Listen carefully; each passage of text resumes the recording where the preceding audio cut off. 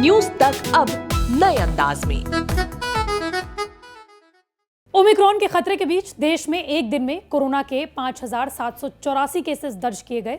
मरने वालों का आंकड़ा 252 रहा। अच्छी बात यह है कि देश में कोरोना की रिकवरी रेट 98.37 पर पहुंच गया है, यानी कि 100 कोरोना संक्रमितों में से 98 लोग कोरोना को मात दे रहे हैं। लेकिन इसी बीच ब्रिटेन के प्रधानमंत्री बोरिस जॉनसन ने दुनिया को जानकारी देते हुए बताया कि कोरोना के नए रूप ओमिक्रॉन से मौत का पहला मामला सामने आया है। जॉनसन ने देश के नाम संदेश में कहा, हमारे देश में ओमिक्रॉन वेरिएंट से पहली मौत हुई है। मैं लोगों से गुजारिश करूंगा कि ये सोचना छोड़ दें कि ये वेरिएंट डेल्टा से खतरनाक नहीं है। इस वेरिएंट की वजह से देश के अस्पतालों पर प्रेशर बहुत ज्यादा बढ़ गया है।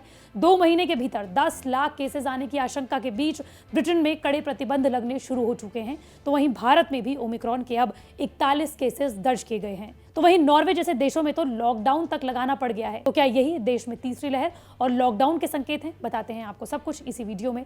नमस्कार, मैं हूं आपके साथ श्रेया बहुगुणा और आप देख रहे हैं न्यूज तक। देश में ओमिक्रॉन का खतरा बढ़ता जा रहा है। जिस तरीके से देश में कोरोना की पहली और दूसरी लहर की शुरुआत महाराष्ट्र से हुई, ठीक उसी तरह से ओमिक्रॉन के सबसे ज्यादा 20 संक्रमण के केस महाराष्ट्र में देखने को मिले हैं। वहीं ब्रिटेन में कोरोना की वजह से हालत खराब हो चुकी है। यहाँ अब तक इस वेरिएंट के 3000 से ज्यादा केसेस मिल चुके हैं। यहाँ के पीएम बोरिस जॉनसन के भाषण के बाद ब्रिटेन के लोग दहशत में आ गए हैं। ओमिक्रॉन से बचने के लिए 18 साल से ज्यादा उम्र के लोगों के लिए ब्रिटेन ने बूस्टर डोज की शुरुआत कर दी है और बूस्टर डोज को बुक कराने के लिए नेशनल हेल्थ सर्विस की वेबसाइट पर लोग टूट पड़े। हालत इतनी खराब हो गई कि कुछ ही देर बाद ये वेबसाइट क्रैश कर गई।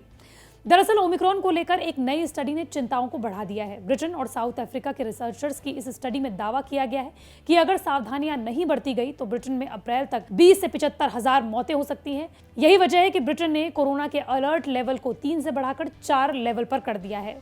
अलर्ट लेवल 4 का मतलब यह है कि कोरोना का ट्रांसमिशन ज्यादा है, जिसका सीधा असर स्वास्थ्य सेवाओं पर पड़ रहा है और इसी के बाद लगता है लॉकडाउन। ये study London school of hygiene and tropical medicine और स्टेलेनबोश यूनिवर्सिटी के रिसर्चर्स ने की है। ओमिक्रॉन पर वैक्सीन के बेअसर होने का खतरा है और इस पर बूस्टर डोज कितना कारगर होगा ये भी अभी तक स्टडी में सामने नहीं आया है। ओमिक्रॉन के संक्रमण के चलते नॉर्वे में लॉकडाउन तक लगा दिया गया है। नॉर्वे के प्रधानमंत्री ने कहा है कि ओमिक्रॉन संक्रमण के कारण सख्ती बढ़ते जाने की जरूरत है।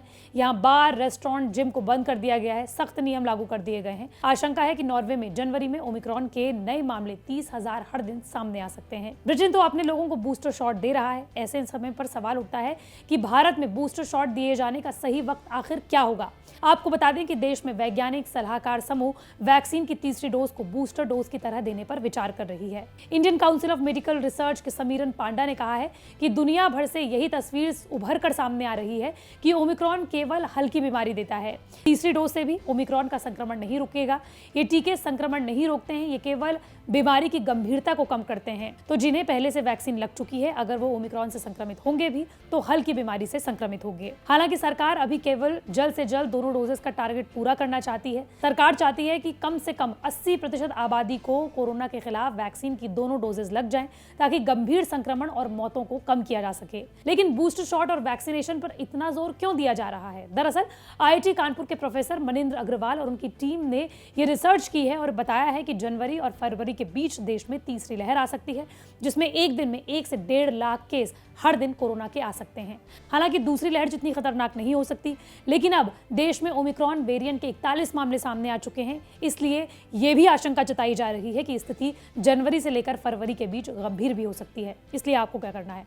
अगर आपने वैक्सीन नहीं लगाई है तो आपको वैक्सीन जरूर लगानी है। आपको फेस मास्क का इस्तेमाल जरूर करना है। आपको सोशल डिस्टेंसिंग का पालन करना है और अपने हाथों को बार बार धुलते रहना है। मंडे टू फ्राइडे मैं इसी तरह के वीडियो आप तक लाती रहूंगी। अगर आप भी किसी टॉपिक के बारे में जानना चाहते हैं तो कमेंट बॉक्स पर जरूर बताएं।